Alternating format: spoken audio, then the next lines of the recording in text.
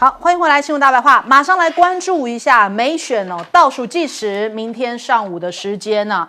大白话也有特报，大家要锁定哦。那我们来看看，现在美选的倒数已经让紧张爆棚了，鹤川狭路相逢，要争兵家必争之地，也就是宾州。宾州的选票，贺锦丽是安排在前一天哦，到宾州来造势哦。那包含了当地最大的城市费城举行大型晚会，还用 Lady Gaga 来压轴催票。那川普的话，则是先后前往了北卡罗来纳州、宾州，还有密西根州这些关键的摇摆州来催票。那决战7大摇摆州的跨全美时区，现在他们讲说啊，得宾州者可以得天下哦。为什么这样讲？宾州有19张选举人票，摇摆州最多的票就在这儿了，所以得到了宾州，可能这个选情就十分的有利啊。所以直到投票前24小时，你看川普跟贺锦丽都在这个7个摇摆州的支持度互有领先，而且都在误差范围之内，让选情非常的扑朔迷离哦。预期开票的结果将会更难以预测，所以有人在讲这是美选60年来竞争最激烈的一次哦。因此双方阵营都是卯足了全劲在砸这个选举的宣传预算。这一次的选举总支出耗资159亿美元，创下新高哦，也是2020年151亿美元之后史上最贵的一次选举。那还有这样的一篇报道讲说，你这一次选举，你真的是看到了一个历史性的场面，叫做5任总统大乱斗，包含了像是这个卡特、克林顿、奥巴马、川普、拜登全部都是这个过去的总统啊。你看到这次都出来，包含了川普是这一次的这个竞选者嘛，所以看起来很多的这个总统都加入了这一次的选战当中。那川普讲说他自己现在是大幅领先可是封关民调NBC 讲，贺锦丽跟川普全国的支持度同样是49%，还剩下2%的这个选民还没有决定要投给谁。他们说，哎呀，这个打脸了他。他说，这个选举之夜就会知道结果，因为很多人讲，很多的媒体报道说，川普的隐性选民比较多，未必这一个民调会反映出来那再来，川粉还有一番话，人家讲说，美国已经陷入了癫狂，就反映在这边啊。你看看这些预备动作让大家很害怕川粉讲说枪已上膛，准备好了。大家记得上一次川普选输的时候，这个白宫是这样，国会被包围那所以现在有川粉的支持者讲说，枪都已经准备好了。因此，贺锦丽的官邸外头也竖起了2公尺高的这个围栏美国首都高度戒备当中要防止激动的选民闯入不论是哪一个阵营赢，因为这是个5-5坡都会有一半的人是不支持这件事情了，这个差距非常的些微。那我们来看看这个画面现在在华盛顿特区的宾州大道，还有财政部的周遭呢，他们就看到了说，有一些这个店家，我们来看看这个画面，他们在这个窗户还有这个外头来加装一些木板，然后呢，就是为了要防止零元购的产生所以你以为他是龙卷风还是台风要来在做防台措施吗？不，他是怕接下来的暴乱所以很多州都推出了前所未有的维安措施，严防选后内乱。那包含了计票中心屋顶也安排了狙击手哇，这个是怎么样的一个规格？他们就是防止任何的失控状况产生那选举工作人员也设置了紧急按钮，还部署了无人机来进行空中监视。真的感觉好像什么事情、什么可怕的事情快要发生了，让全球都搞得很紧张那造势活动也持续到深夜。那法新社有讲到说，民众要在2位提出截然不同愿景的候选人之间做选择这其实已经反映出来美国国内存在严重的分歧。现在世界都在关注接下来到底会选出谁嘛。那法广他就讲说，全美投票箱就是当全美投票箱关闭就要进入非常难耐的时刻，大家就要等结果到底是需要几小时还是几天呢？美国才能够宣布谁赢？现在大家这个洞见观瞻，也就是说，未来这几天大家都是要等这个结果，看是明天可以出炉还是后天可以出炉，那可能会非常焦灼的一个情况了。那你看到经济层面现在也是很紧张彭博就讲说，华尔街现在选前都避免押宝，许多人投资人人都静观其变，就赶快把这个东西股票啊卖出，现金握在手上，避免选前押宝。那还有这个 Nike 一些企业，他们选前就说不能冒险哦，现在不敢表态支持谁。那美元已经反应出现了下挫，大家要避险，跑到日元这边去了，连昨天人民币都在涨啊。那连川普的这个交易胜率下滑，也开始影响赌盘了。那首先我们来请教一下帅将军怎么看这个选情，当然谁都很难琢磨了哈。但我个人问问美国的同学哈，他们传过来的信息也很有意思啊。川普凡是知识分子稍微了解国际形势的都不喜欢川普，因为他是不可预测的一个人。但是铁锈区这些农民啊、工人啊信川普，为什么？川普的经济条件蛮实际的。第一个，小费免税。台湾很多老百姓对小费没有太大观念。美国的小费公定的是25%，再加上联邦税什么8%、9%，对，或州税，你就吃100块美金的东西，你要付33块的税。所以小费免税对很多 busboy 啊跟这个消费的群众啊也省了不少钱。第二个，加班税，有钱人会加班吗？有钱人不会加班，加班的都是劳苦大众。第三个，退休的社会福利金，我有的朋友在那边就一个月1300，老婆一个1300，两个人加起来2600，就维持最低生活，这个也免税。所以我的这个看法就是说，美国毕竟穷人多，富人少嘛，所以这个经济政策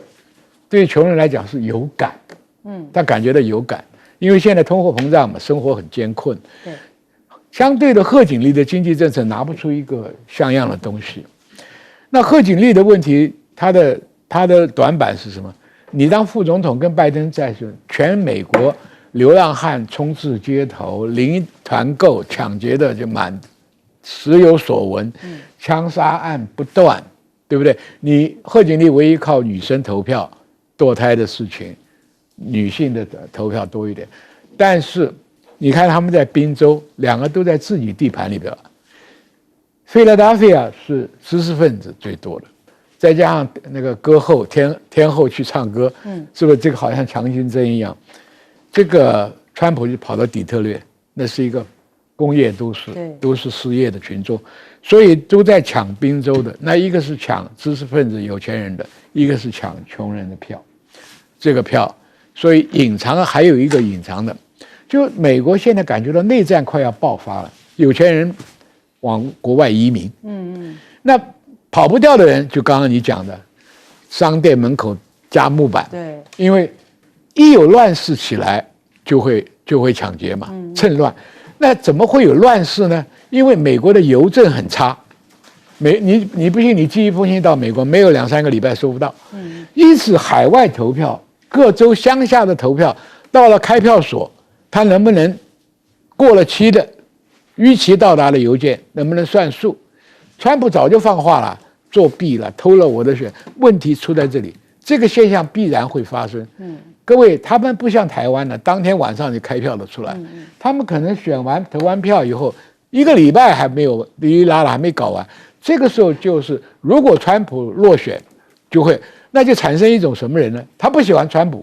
但是也不希望川普落选。造成内乱，危及到他家的生命财产安全，他转过来投川普，这就是你不可预测的。明明是民主党的选票，因为商人他怕乱，他怕自己生命财产受到损失，他去投川普，干脆让你选好了，反正我也无能为力。我喜欢不喜欢不重要，比我家附近枪声四起。纵火案件，对不对？他在这样屈服的，对，所以这种才是真的不可预测。平常看他是民主党的，或者是这个不喜欢川普的，反过来投，这也有可能。所以我的估计，川普说不定会当选。好，来请教赖老师。这一次为什么会让所有的政治分析员或者是我们观察政治人或者是学者专家显得那么的困扰？就是因为两位的民调一直不停的纠缠，而且几乎都难以分出胜负，都分不出来。所以他这样的一种，而且不是很短的时间，是拉了很长的时间，是2个民调一直卷在一起。刚开始的时候有点拉开的时候，就是贺锦丽刚刚获得提名，那个蜜月期的那一段时间，似乎拉开了。可是蜜月期一过，又卷在一起了。那一直卷到今天啊，那美国已经准备要投票了，很多民调都又出来了，其实还是卷在一起。因为如果你把正误负差都放在内的话，你还是发现他们都卷在一起。所以各种分析的角度都有它的道理。我个人是这样推断啊，我的个人是推断是贺锦丽总得票数会高，他应该会高于川普。但是在选举人票这个部分，川普应该会多于贺锦丽，所以当选者应该是川普啊，这是我个人的一个比较大胆的一个推断，就是说多数票贺锦丽，结果他却输了，拿了最大多数票，结果他却输了选举。那这个最主要还是在于美国的选举制度的问题。可能很多观众朋友会问说，为什么到今天为止，美国的选举制度还是不变？其实他们都要变，但是呢，选完了以后就又搁在那个地方了。每一次选举，大家都说应该要改变了，但是都不会改变，而且他们的选务一塌糊涂。美国的选务，美国的户籍制度一塌糊涂，户籍一塌糊涂，选务制度一塌糊涂，邮政一塌糊涂。然后他们的选务之所以没效率，而且呢，已经有很多人，有一些留学生，他竟然留学生哦，外国留学到美国的留学生竟然去投票了，而且投票成功了他已经公布了他投票成功完成了。各位你觉得不可思议对不对？他已经发生了除非这是网络谣言那他目前来讲，身份证对。一个 driver license card 就可以了。所以你看到美国的这样的，难怪川普上次选输他会说做票。我个人觉得，以目前的情况来看，美国真的是已经到了要痛定思痛的时候。再不痛定思痛，这个制度真的是人类间最大的笑柄。好，请教黄老师。好，美国马上就要开始投票了。我们可以看他的整个选民的意向来讲，大概呢，美国选民大家都很清楚，最重要的，刚刚帅将军也讲过，就是经济。而且经济这边呢，其实贺锦丽他常常避免多加琢磨的，因为他怎么讲得下去呢？他如果把拜登现在政策全部都翻转了，不是表示打脸钱老板吗？但是他要提新的政策的话，民主党一时半刻又提不出一些可以服众的这些新的经济复苏或者振兴的政策，反而川普就拼命在讲这些经济方面的问题，因为川普知道这是他的强项。可是再来还有一点让选民很注意的，当然就是堕胎的问题。那堕胎的问题，我觉得这个就是川普跟贺锦丽正好双方主客这个攻守易位的一个很重要的一个第二大重要的议题再来，其实一般民调看起来8、9不离10，还有很多的选民，当然相对人数少一点，他关切的是移民的问题，特别是在南部的这些州。那这些南部的州的话呢，其实川普他是占有比较大的优势的。那这些移民，特别贺锦丽躲不开这个关系，是因为贺锦丽在2021年、2022年的时候左右被拜登要求说，你去代表我政府去跟这些拉丁美洲国家谈我们跟他们这个移民之间的这个政策怎么样协调的问题。所以贺锦丽一直被拜登塞了一个名字叫做移民沙皇，就是说都是你啦，所有政策就你说了算就对了。其实当然不可能嘛，一定是拜登说了算。但是贺锦丽反正就是这样子，被安上了这个移民政策失败的罪名。所以双方这样互咬到现在，我们当然看不出来谁会当选。但是呢，华盛顿这些做的准备，因为我在华盛顿念书了7年多，从来没有看过这样子把这些木板隔起来，甚至副总统的官邸，他是在一个小丘上面的，开车过去看不到他房子，他外围都围起了这个铁丝网围篱，所以我们就知道肃杀的气氛很重。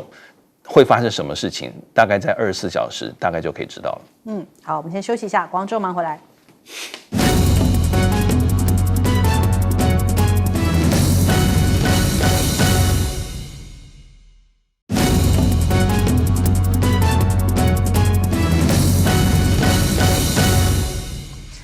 陆的进博会今天开幕了。那我们看到在上海这边哦，有129个国家，还有这个3496家的厂商来参加了，这已经到了第7届了。那所以呢，看到许多的一些品牌啊，都想要赶快进入到中国大陆的市场哦。过去呢，前6届的进博会哦，其实有2500项代表性的首发新产品，而且成交的这个意向交易额高达4200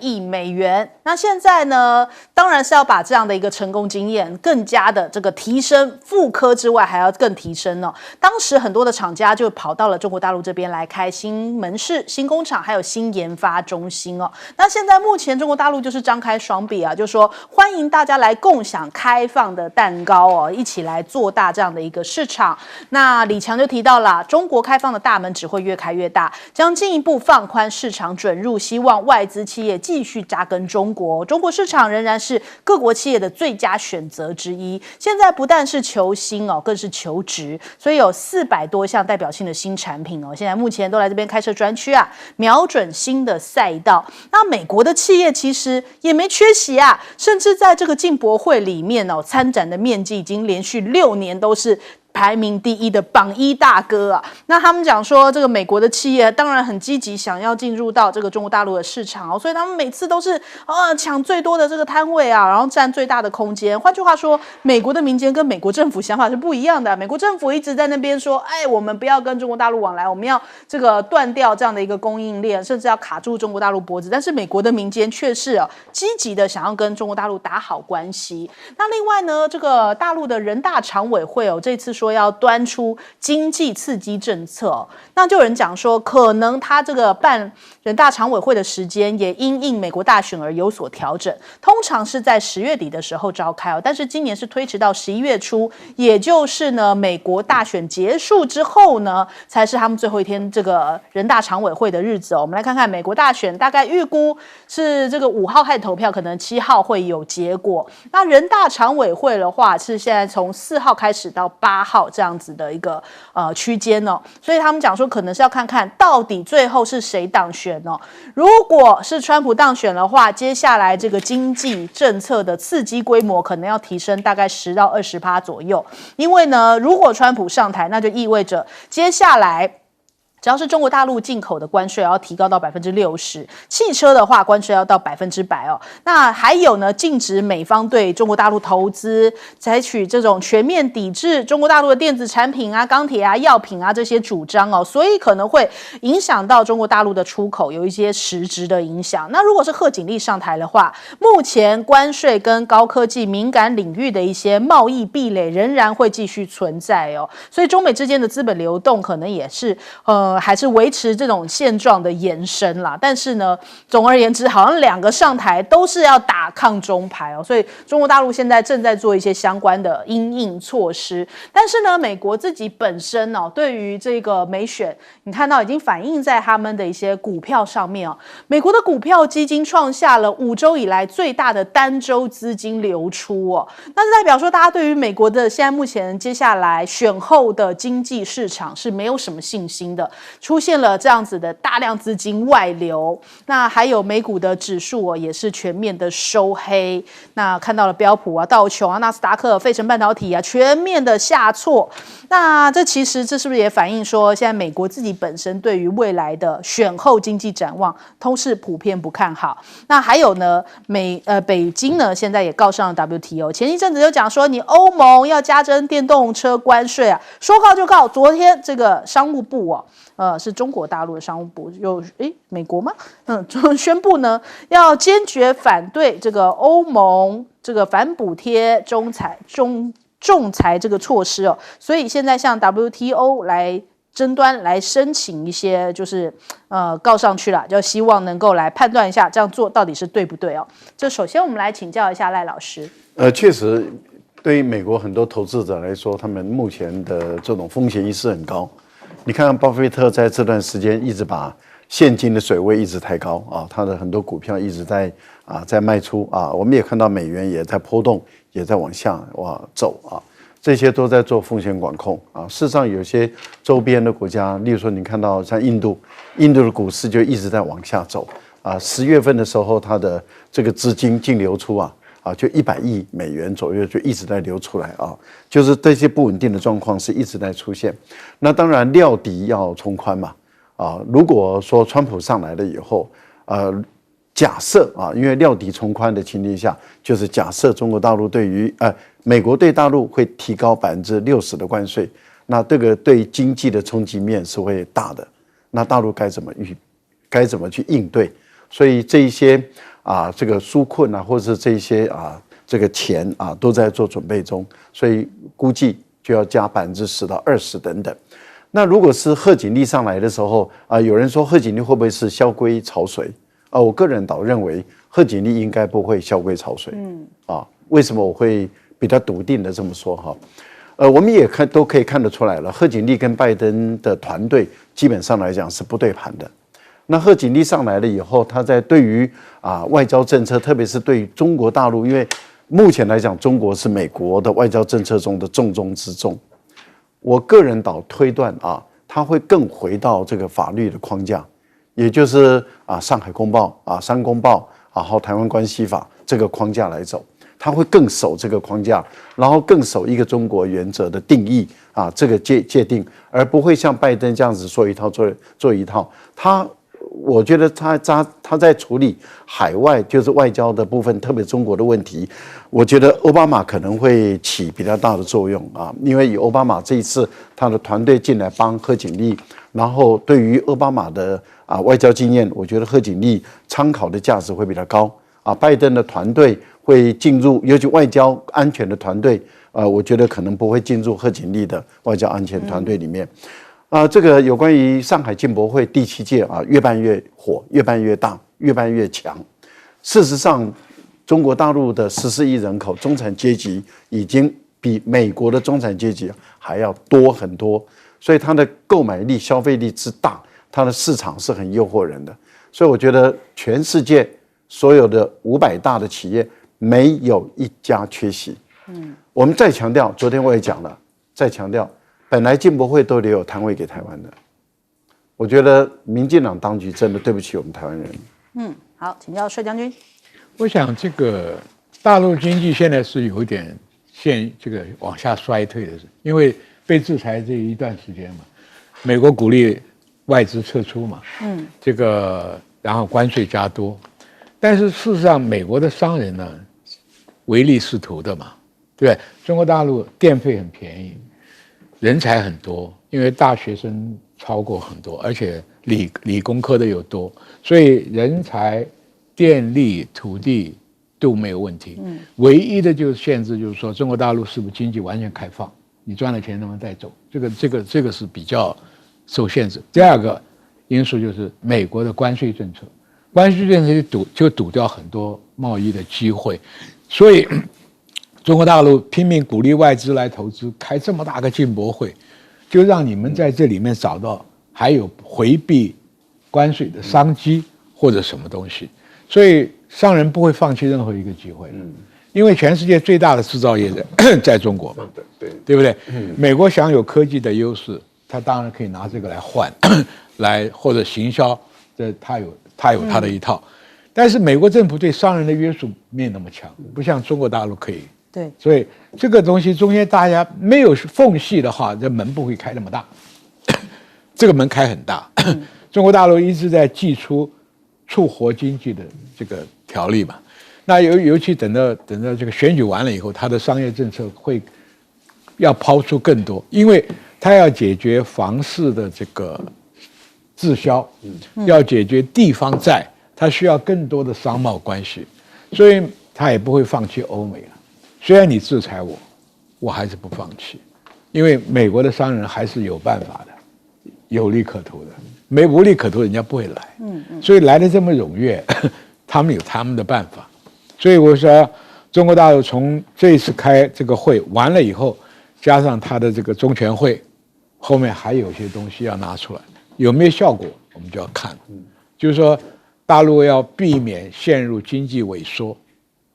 它的内循环能不能出起来？外销能不能促进？所以比亚迪这些，他一定要打官司的，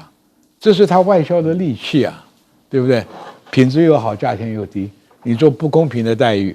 他到 WTO 当然可以去控诉嘛。第二个，他现在你看他叫远交近攻，对，跟德国、跟法国、跟意大利，软的硬的都来啊。对，你加我关税，我也加你的税，所以他们还在谈。欧盟并没有放弃哦，只是说谈判的时间还要加长。对，这 final decision 还没有出来，所以大家都在很努力的打经贸作战。好，来请教黄老师。好，这个上海进博会它是从2018年开始的，这个当然它有一些当时的背景，其中一个主要背景当然就是中国大陆正在如火如荼的推动“一带一路”。那这“一带一路”呢，不只是人跟货要出去，而且也必须要雨露均沾，让外界的，特别是对中国大陆友好的这些国家的货物也要进得来。那另外一方面，当然就希望透过一些比较属于创新科技的这一些的进口，再一次的提升中国大陆各阶层企业它的水平，这是一个可能。那另外一个呢，就是说这个进博会呢，它在设计的时候位阶就很高，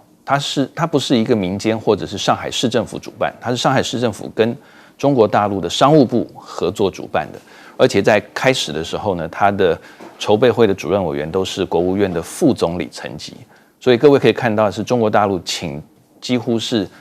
很大的一个力气去促进这个进博会的这个成型。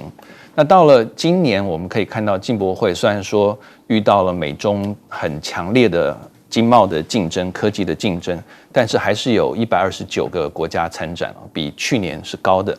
而且呢，根据中国大陆自己的资料，全世界500大的企业里面，中国大陆叫500强500大企业里面呢，有297家，几乎300家，就3/5的500强的企业都到了这个进博会里面来。所以，在这个利用中国大陆的内需市场，绑住这些跟国外的关系，还有互联互通的这种连结上面，我觉得进博会扮演了很重要的角色。那也因为这样子呢，其实透过这个进博会，或许各位比较没有注意到，就是中国大陆也邀请了包括像蒙古、马来西亚、斯洛伐克、塞尔维亚等等几个国家的领导人，趁这个进博会到上海，跟中国大陆的国家级的领导人进行晤谈。这等于就是透过进博会去推展它的这种经贸外交一个做法，所以这个等于是一举两得那至于这个中国大陆的人大常委会，它为什么在美国大选之后开？确实没错，我觉得钜亨网它的报道、它的推断就是要在美国大选之后端出一些刺激中国大陆经济的政策。这个确实是这样，因为人大常委会它的功能，它不是中国大陆主要的决策。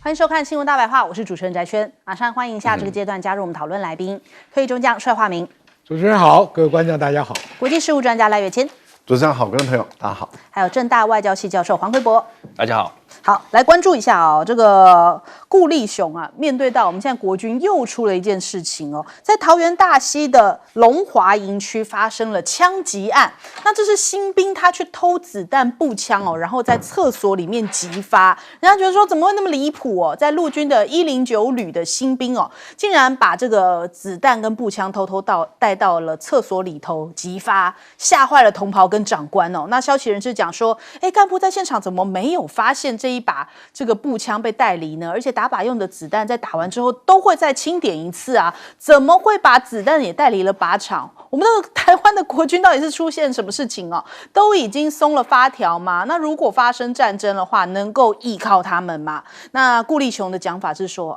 他因为呢这个是基地训练战术测考期间，要因应实战化的要求，都会配发步枪，随身携带枪支是没有问题的。那他还讲说，这个空包弹呢是新兵捡到的，枪也不是他去偷来的。还有他说美国也是这么做他说美国也是类似做法，会配发枪支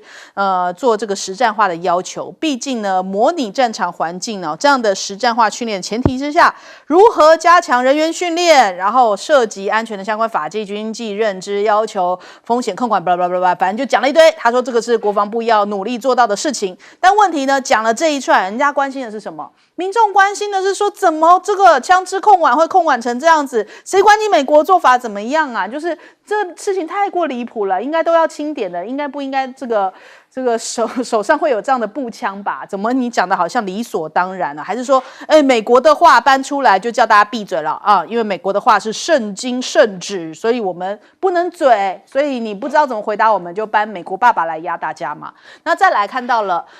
南北韩啊，说现在的状况很紧张，因为他们这个局势近期突然恶化哦，所以南北韩双方都在边境部署兵力，好像第2次韩战一触即发哦。美国的智库就发布了兵推结果，认为他说，这个北韩掀起2次韩战之后，人民军将会被这个美军还有南韩联合部队彻底迅速的击溃，战斗大概只能维持数个月哦。那美国就讲说，胜利也是在他们的手上的。但是大陆的专家看完这个兵推就说，你是不是没有考虑到朝鲜有2个好朋友，就是中国大陆跟俄罗斯2国介入的可能性，你没有算进来啊？那你这样低估北韩的作战能力是完全不靠谱的。如果真的打响第2次韩战哦，那他讲说，其实以中国大陆来说的话，东北地区的局势哦，势必会受到波及，产生巨大的经济影响跟社会动荡。那中国大陆可能为了要维护地区的稳定，也会介入在2次韩战哦。那其实看看过去美国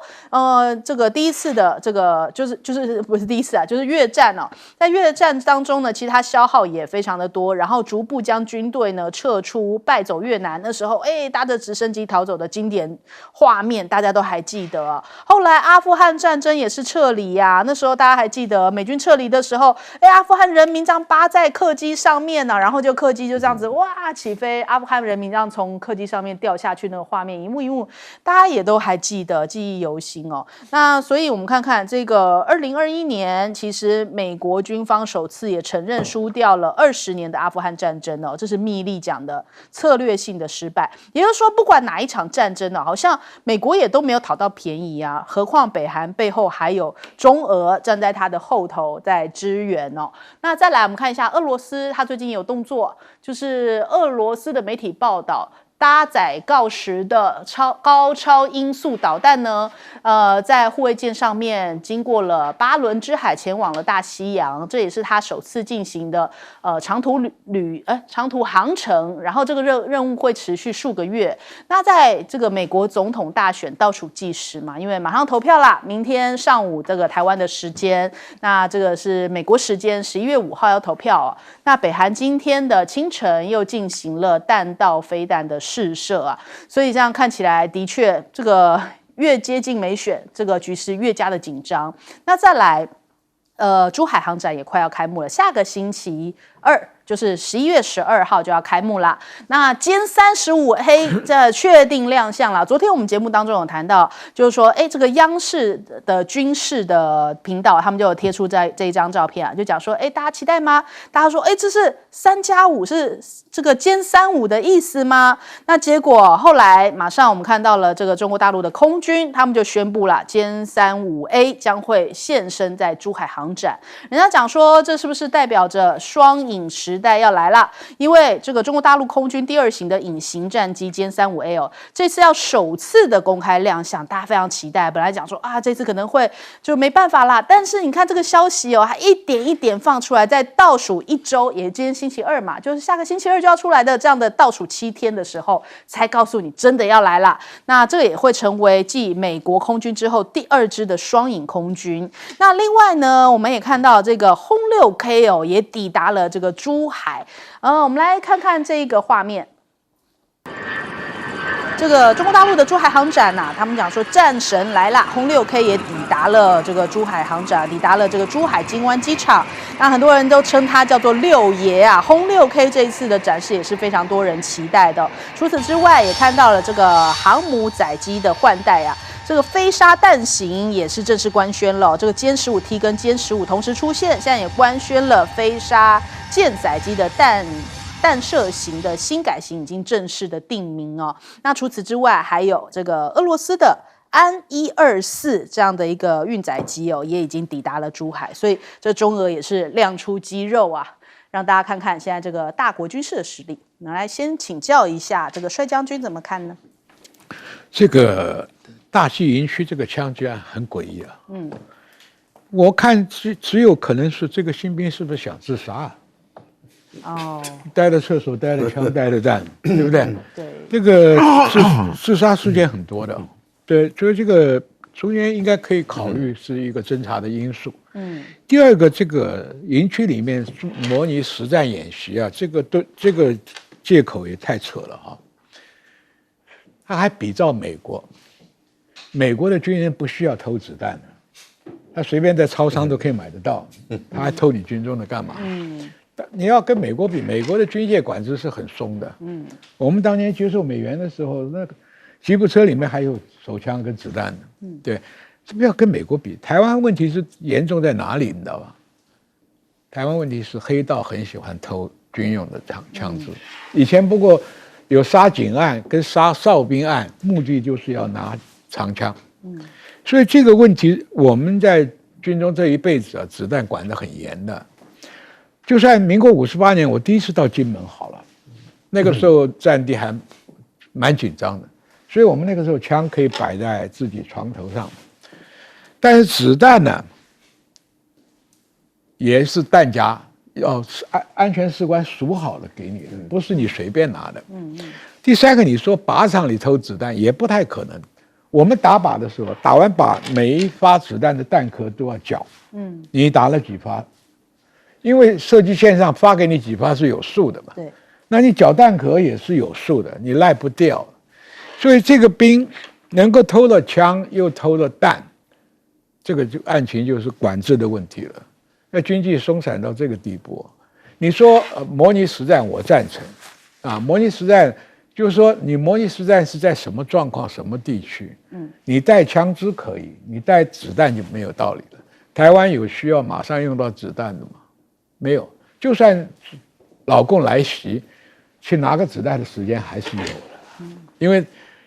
靠你步枪射击的敌人没有那么快可以到达嘛，来的是飞机、炸弹、导弹，对吧？你子弹有什么用呢？所以这个话，实在模拟演练，我是100%支持啊。军人这个枪支管得太紧的时候，也是。枪，我们是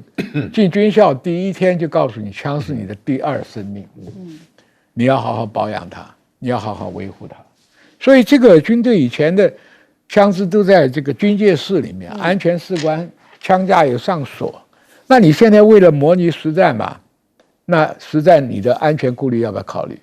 因为这些枪能够随便在营区里面携带，那带出去也是很容易的事。所以这个问题啊，我觉得。不要做一些不实际的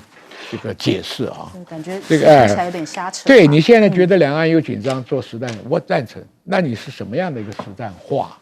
对不对？譬如说我们的坦克车能不能开到作战的地点，能不能有足够的刺针飞弹来掩护它的防空？这些拿刺针的兵跟机甲部队怎么配合？这都是可以做的，该做的。结果搞了这个名堂啊，那就太扯了。第二个，南韩跟北韩爆发战争呢，美国也不需要吹牛说啊3个月就把北韩解决了。北韩也有120万的正规军，还有民兵，而且韩战的战场38度线，南北都是大山区，你美国的机甲部队在那边能不能顺利展开是一个问题。第二个，如果中方要介入，中方已经不是当年韩战的军队了。你美方有导弹，中方北韩、朝鲜也有导弹，中国再给你支援导弹，这个你的胜算就不见得是多少。所以有没有必要，你把北韩的作态当成一个危机，还拿夸言美国会介入？美国介入的背后就是面对俄罗斯跟中国，因为中国也要考虑自己战略安全缓冲区，你把北韩占了，中国马上就感觉到很大的威胁，就跟俄罗斯为什么发动乌克兰的战争，就是战略缓冲区没有了，对，自己感觉到国家安全了才会出手。那你今天打北韩，你要看历史了，丰臣秀吉几次打朝鲜，明朝为什么会出兵？明朝为什么出兵？也就是战略安全缓冲区。凡是自己的边界碰到强敌的威胁的时候，一定会做出反应。所以俄罗斯打到乌东，战略缓冲区；如果你打到北朝鲜，中国的战略缓冲区，俄罗斯的战略缓冲区都会介入。何况美国不会介入到拥有3个核子武器的国家。纪晓胖也有啊。所以这个问题啊，我觉得做这种预测是很无聊的事情。边境冲突有，局部战争有，绝对不会引起世界大战。这都是为了表示自己有专业去讲这个，就没有什么道理。任何一个大国啊，你看俄罗斯跟美国冷战了30-40年，爆发过战争没有？我亲自在美军里面看到那个时候的认知作战，我在美参大的教室里面还放了一个北极熊。旁边还有一个俄罗斯的这个国旗，那个也是拼命在鼓励这个军中反俄，但是没有打过仗。道理是一样。来请教赖老师。我觉得顾立雄还是要承认我们的军纪是涣散的，对，他也应该要去调查，好好的研究探讨我们的军纪为什么涣散到这个地步啊。我个人认为他不应该用话术欺骗我们台湾的百姓啊，我们的一般的民众不应该一直被民进党这样糟蹋。原因很简单，我在救国军当过兵啊，那时候民国69年，我们在当时啊，金门、马祖啊，还有东引这边都是前线，我们确实是实弹啊，实兵、实枪、实弹，枪都是放在我们自己的寝室，尤其是军官。我们的枪都是放在自己的床头，对，然后子弹也是配的，我们是配60发子弹。那事实上，你的清点核实还是很严格的，啊，每一天都还是要是确定你要数弹啊，你要装回去，啊，这些都是每一天都要做的例行的工作，而且军阶师也都要去查，安监士官、军官都要去查核。那今天会出现这些新兵拿到这些子弹，我觉得教育上有问题了。即使你捡来的，也应该要上缴嘛，对，而不是你捡来的就放到自己这边来。我个人认为，军纪涣散就应该去追究军纪为什么涣散到这个地步啊。更何况前线跟后方还是有区别。对，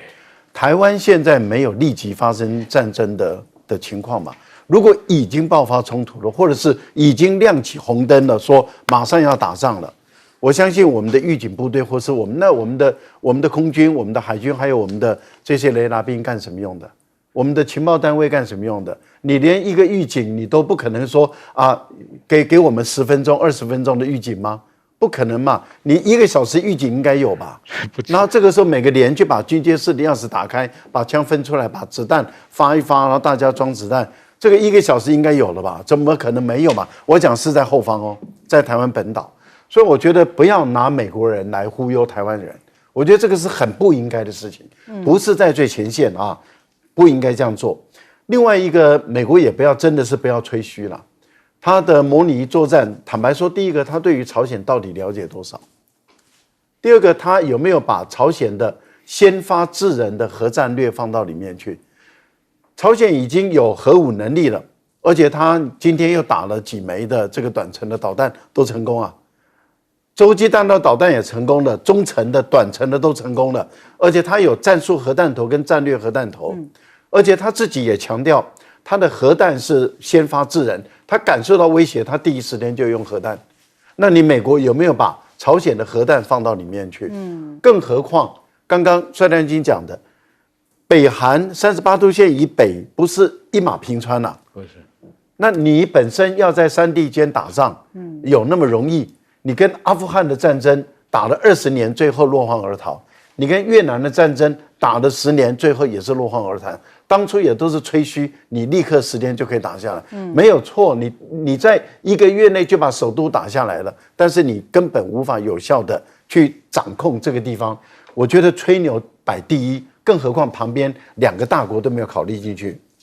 好，请教黄老师。好，我先谈一下这个桃园大溪龙华营区的事啊。刚刚帅将军用他多年的军旅生涯判断，这可能是一个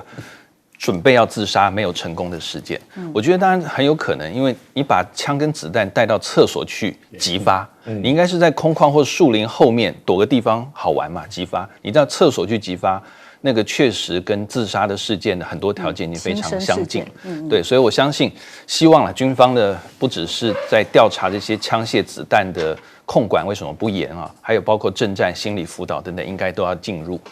而且我觉得刚刚赖老师讲的很对啊。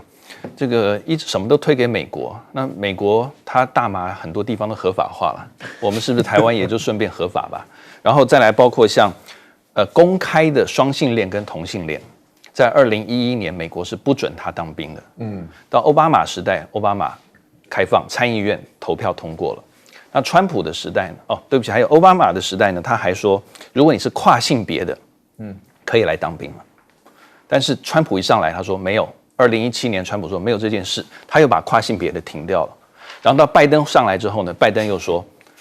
如果你是这个男跨女，就男生变成女性性别的，你要当兵的话，你来登记；如果你是女性跨到男性的话，你不能当兵，不能来登记。也就是其实会变得非常每一个总统不同的政策。那我们台湾是要学美国吗？